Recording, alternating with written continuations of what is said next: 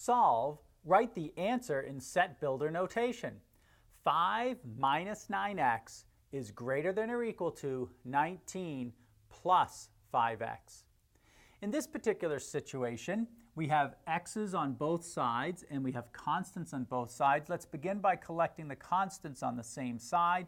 Let's subtract 5 from each side. So we have 5 minus 9x minus 5 is greater than or equal to 19 plus 5x minus 5.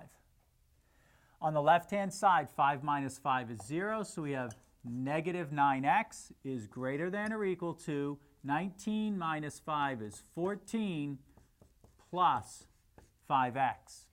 We need to collect the x's on the left-hand side, and that means to subtract 5x from each side. So minus 9x minus 5x is greater than or equal to 14 plus 5x minus 5x.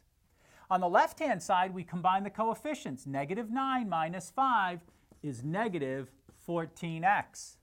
That's greater than or equal to 14, and of course 5x minus 5x is 0. Now what we need to do is to divide both sides by negative 14.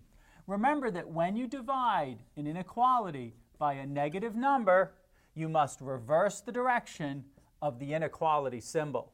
So we have negative 14x divided by negative 14.